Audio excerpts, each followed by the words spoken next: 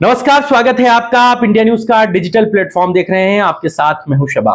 जम्मू कश्मीर के पहलगाम में 22 अप्रैल को हुए आतंकी हमले के बाद ऑल इंडिया मजलिसे इत्तेहादुल मुस्लिमीन यानी कि AIMIM के प्रमुख और हैदराबाद के सांसद असदुद्दीन ओवैसी के तेवर पाकिस्तान को लेकर तल्ख नजर आ रहे हैं।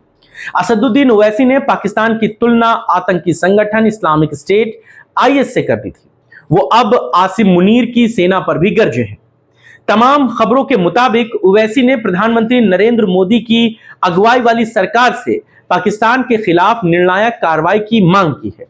उन्होंने घर में 2019 के पठानकोट हमले और एयर स्ट्राइक का भी जिक्र किया है और कहा है कि इस बार उनके पाकिस्तान के घर में घुसकर मारो और इतना ही नहीं, उनके घर में घुसकर बैठ जाओ।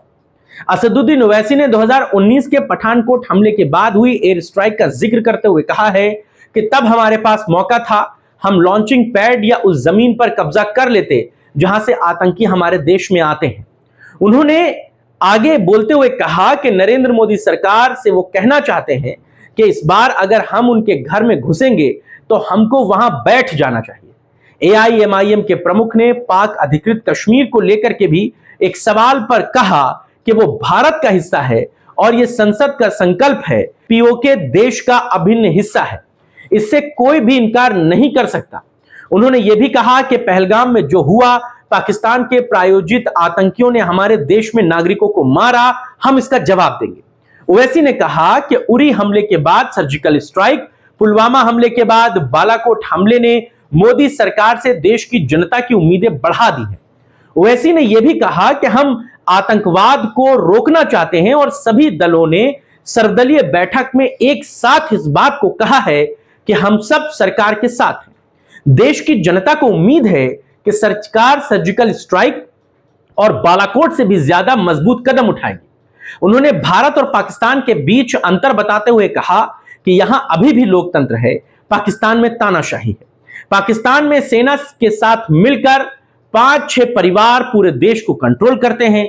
पाकिस्तान के नेता इस्लाम के नाम पर वहां की जनता को बांट चुके हैं। आप पाकिस्तान की जनता खुद को और भारत को देखें, आज भारत किस जगह पर खड़ा हुआ है और पाकिस्तान की जनता किस गड्ढे में है।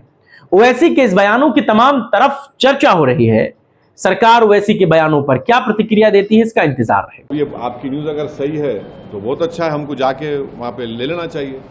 मेरे को नहीं मालूम, आपके ऊपर आप बोल रहे खाली करके चले गए, तो खाली करके चले गए तो फिर हम जाके बैठना वहाँ पे और छोड़ना नहीं। अब के बार अगर कुछ एक्शन ले रहे तो घर में घुस के बैठ जाना, घर में घुस के मारते बोले ना, अब घर में घुस के बैठ जाना, खत्म, ये होना चाहिए। POK ले लेना नहीं, अरे गवर्नमेंट खुद बोल रही, एक बात सुनिए, POK नहीं, POK का रेजोल्यूशन है पार्लियामेंट का, भारत की पार्लियामेंट का रेजोल्यूशन है, वो भारत का है बोल के। तो बीजेपी क्या बोलती, घर में घुस के बोले डैश बोले, हम बोले घर में घुस के बैठ जाओ आप। ये खत्म होना है टेररिज्म, जो बार बार हर थोड़े दिन को जो टेररिज्म होता।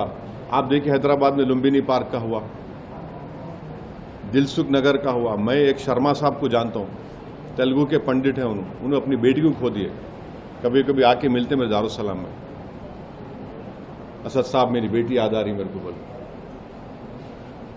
तेलुगु के पंडित अपनी नौजवान बच्चे भी खो दिए।